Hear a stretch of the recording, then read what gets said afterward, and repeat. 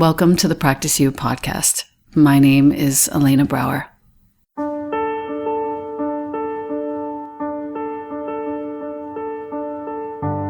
Together, we'll explore and enjoy content and conversations around mastering transitions.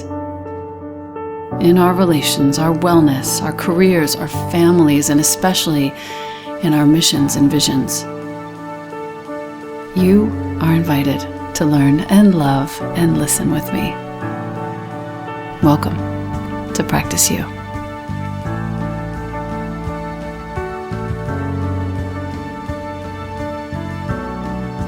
Welcome back to the podcast. I have with me Ruby Jones, who, well, she works primarily in digital spaces. She wrote a book that was published by HarperCollins that became a sort of anthem for the pandemic and beyond. The book is called All of This Is For You.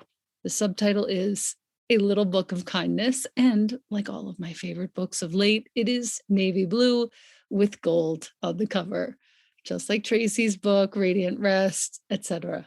I welcome you to the podcast, Ruby. Thank you for being here. Hi, thank you so much for having me. This is really exciting. Yes. So you're New Zealand-based, and like I said, you work primarily in digital. You've had your art appear on the cover of Time, online in BuzzFeed, ID, Vogue, and this is your first book. So congratulations. It is such a rousing and important success. Thank you. Yeah, you're welcome. Your art is really moving. Its simplicity has inspired my own art over the last several months since receiving your book. And I would love to talk to you a little bit about your process and how this sort of came to be. Yeah. So I'm not sure if you know the kind of where the book began, but in March 2019 in New Zealand, we had a pretty awful terrorist attack at two mosques, and I did an illustration of two women hugging, which just said, "This is your home, and you should have been safe here." And it, it just got shared around really quickly, and a lot of people resonated with it. I think because we were all so, in such deep shock in that moment, and no one knew what to say or how to feel. And I think people were just able to hold on to that image during that time. And so about a month after that, I was approached to do the book because I think my publishers just felt like there was a need to hold on to that kindness following such an awful event, not just, show how great we could be in that aftermath, but actually how we could continue that on every single day. Then the opportunity came up to publish in the US with HarperCollins. And it also came at a strangely fitting time when the pandemic was kind of just beginning. And I think we all felt like, oh, this is kind of perfect for right now. Everybody's alone and we don't know what's happening. It's terrifying and people need a bit of comfort. And that's kind of a little bit of history of the book. And I think it bears noting for our listener that the picture of the two women hugging, one of them is clearly wearing a hijab and one of them isn't, but might be wearing like a full regalia without a headpiece. Clearly comforting the Muslim community, which I think is, one of the most sort of fraught and yet important acts that you have committed with this beautiful book. It's all hand lettered, it's all full color. The messages are super soothing, and especially it's a really nice gift that I've sent to several friends from whom obviously I'm distanced now due to the pandemic, and hopefully that will change soon.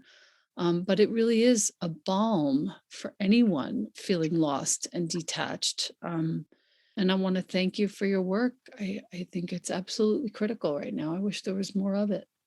Oh, thank you so much. Yeah, I think that that's kind of what I had hoped for, is that, any page could work for anyone on a particular day, whether you're feeling great or feeling really awful, just knowing that you're not alone in those feelings, and that particularly right now we're all experiencing this bizarre phenomenon.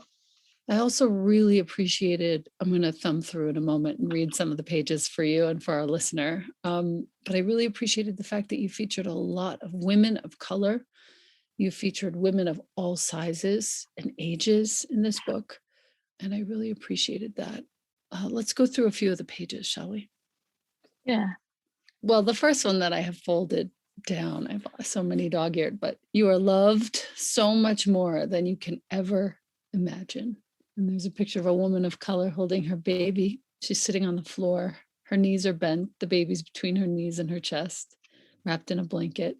Her feet are on the floor. And her face is in such a sweet, toothless, just mouth smile. And it's so comforting to me. Is this a depiction of someone you love or you know? No, that wasn't anyone I knew. That was more meant to be a reminder of, we were all that tiny baby once, and Mm. we need to remember that even on days when we're not feeling loved, we always are, even when we can't see it. I also felt like it's a reminder also for the moms who Yeah. receive Yeah. a great deal from holding a sleeping baby. Like there is no price that you can place on holding a sleeping baby as a healing Hmm. mechanism for all the cells of your body. If you're a mom and you're listening to this, new mom, and you have a sleeping baby, and I know that you have a lot of shit to do, and I know that you haven't made the bed, and I know that you probably haven't changed your clothes in a couple of days, but if you just take a little nap with that sleeping baby, your body really, really appreciates and needs it. Just saying. Um, I have the page folded. That is a long 2-page spread. It's a long black staircase moving down, super graphic and beautiful. And there's a small person who could be a kid, but it could be an adult sitting on the fourth to last step. And all that says on the page, you are not your negative thoughts. Boom. Thank you for that, Missy. Thank you for this. I love that the pages aren't numbered. There's a page with a bunch of broken sort of shards of something. It's clear that something fell. And on the right side, it says, none of it is your fault. Whoa. Another one I've folded, all black background, double spread. Right side of the page, a person who happens to be all negative space, but you can see that it's a person, is curled up in fetal position, looks like they're lying on the floor on the left side in white with little twigs on top and bottom. It says, on days you can't stand to look at your own reflection, remember all of the things your body has allowed you to do and all of the places it has taken you. It may be scarred, it may be tired, it may be old, ... And then on the next page, full yellow background, right side, silhouette of what looks like to be a girl, a woman. She's in all black, no clothes on, except her whole body is covered with flowers. And on the left side, it says, but you are so lucky to be in it. Meaning, let me reread. It may be scarred, it may be tired, it may be old, but you are so lucky to be in this body.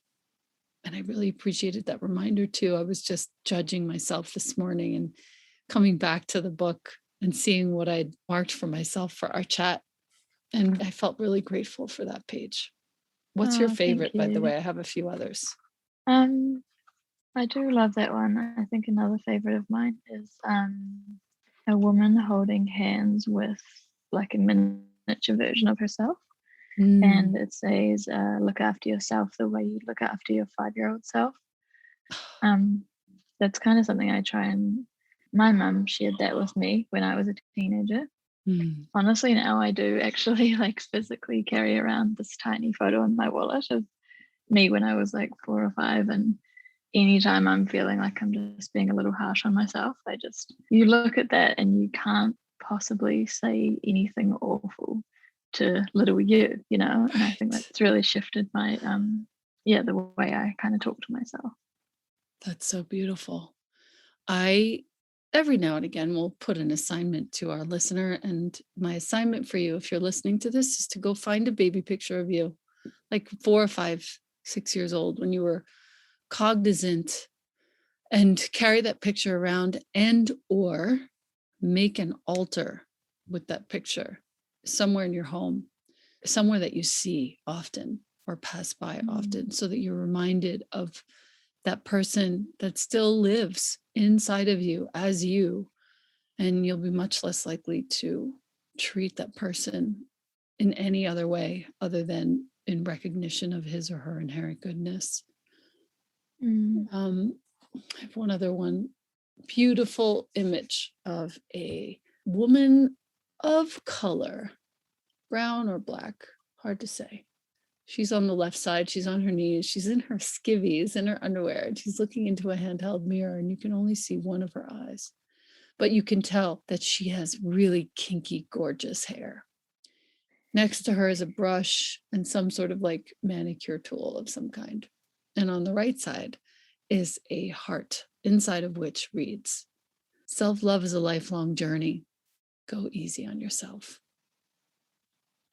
Every day, I will never not need that reminder.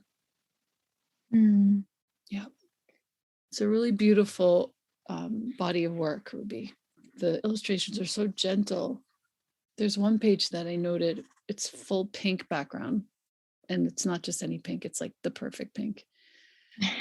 Seek out conversations with people who don't look like you. Mm. Picture of an older woman of color, younger woman of color, white woman, person, hard to say, non-binary with a tie on, bald woman, a redheaded, bearded male, a woman in a hijab. Like, thank you for the reminders. If you're listening to this would be a great book for kids. I mean, it is for adults, but it's such a great book to read to kids at night, to put them to sleep with these sentiments. One of the last pages that I've noted, which it's so reminiscent of The Little Prince, merci bien. The right side has a picture of a non-binary person standing on what looks like a moon, the earth bigger below, sort of looming in the bottom of the page. Person has a bucket. The bucket seems to be holding red things, and from the person's hand, streaming out of the person's hand, little tiny hearts. And on the left side of this 2-page spread, it says, "Pour as much love as you can into the world every single day." Now, wouldn't you like to read that to your kid at night? Like, I wish I would have had this. It's like there's a book called, it's called Hug Time. It's so reminiscent of that book. We read it every single night for a long time. And then the very last page has one sort of non-binary person, one what looks to be a female of color and what looks to be a female in a hijab. Their backs are to us, and it's dark, and there are little like roses growing on the surface of the planet on which they're standing, and there are stars in the sky, and it says, "We're right here with you." That's the final page of the book. I ask you, my listener, is this not, it's the most uplifting. The back of the book says explicitly, nothing is going to be perfect, but everything will be okay. So refreshing. Thank you. Yeah, it was a really special book to do, and I'm loving hearing you go through it. So thank you so much. Yeah, it's my pleasure. I've realized by accident over the course of the arc of this podcast is that the authors are very rarely read to. Their own words are very rarely read to them. And so I do this as kind of a practice to not just honor you and not just make sure my reader understands what they're going to get when they get your book, but to just treat you to the medicine of your own design. Oh, thank you so much. I love the way you put that, and I do really appreciate it. It does feel really special. Totally. A couple last things. You have a picture of a guy sitting at a desk in one of the pages where there's like a small bouquet of flowers, and he's holding an iPhone, which, is so often like no, no, no, don't show that part. Take it out of the photo. You know what I mean? But he's holding an Yeah. iPhone, and in the iPhone is a picture of somebody he must love very much because he's holding the phone. Really hear this, our listener. He's holding the phone with both hands, and he's in his socks and his sweatpants. He's holding the phone as though he were holding a little infant. Like he misses this person to whom he's speaking so much.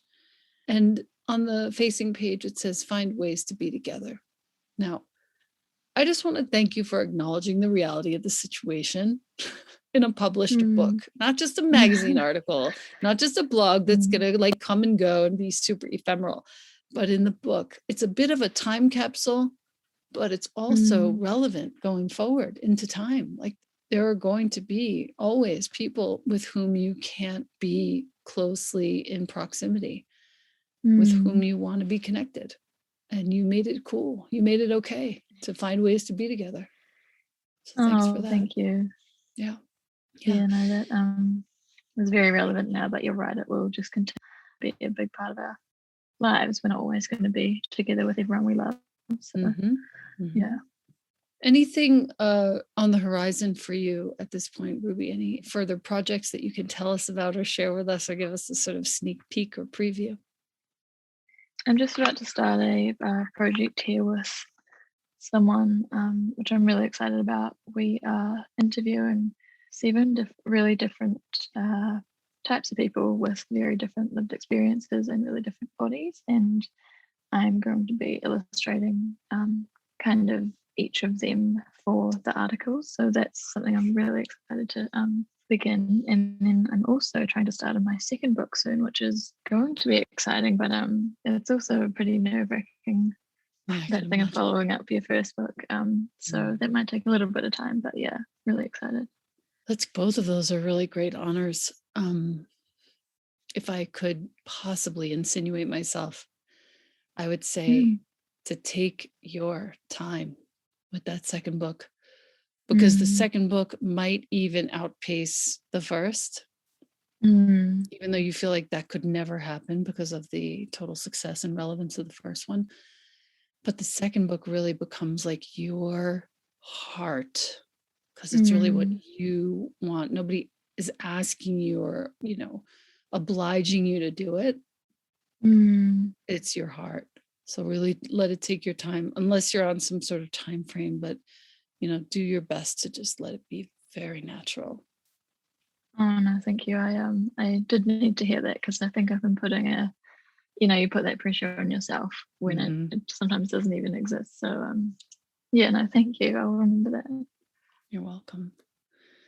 Well, I like to keep these fairly brief. And what I would love to do is just give my listener a place to go while we're wrapping up. Go to rubyalicerose.com, and Ruby with a Y, and look at her work and feel her heart, feel her talent and her skill. And also, I just want to call out for a moment for the artist who might be listening to us. This is a practice. Art is a practice. And Ruby has spent many, many years drawing and creating and drawing and creating. And the fact that that drawing was picked up after the Christchurch incident in 2019 was not just a fluke. It was picked up because she had been practicing for a really long time to move her heart onto the page. Nothing will happen unless you practice. Nothing.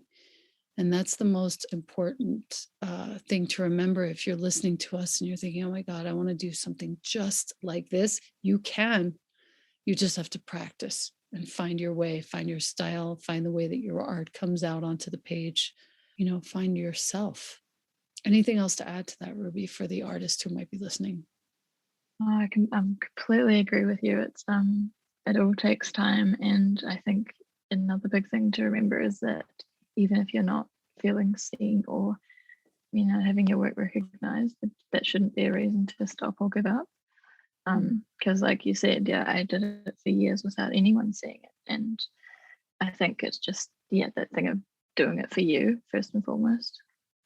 And I'll close with the final page that I dog-eared, although there are more, but the final one I wanted to speak about today. Double page spread, Picture sort of a very simple line drawing of the ocean at the bottom. One wave is coming out of the ocean, and one sweet person, non-binary, is laying on top of the wave. Eyes are closed. Face looks decidedly, grief stricken. Facing page. Nothing can prepare us for people leaving early. Grief will come in waves, but the waves will subside and the sun will still rise. So for you, if you're listening and you are grieving, which many, many of us are at this time, please know that the waves will pass. They come so strongly for a certain period of time, and then slowly they sort of ease off and they come less frequently and with less intensity. And if you can just hold on, that's the message. Ruby, thank you so much for being here, for taking the time. Thank you so much. You've filled up my cup for the day. I feel really lovely talking to you. So thank you so much. Oh, wonderful, wonderful. I hope that continues. And thank you for this little beacon in my hand. We all really appreciate it. Once again, please visit Ruby Alice Rose, Ruby with a Y, AliceRose.com, and you'll see all of her work there. Thank you, Ruby, so much for your time today. Thank you.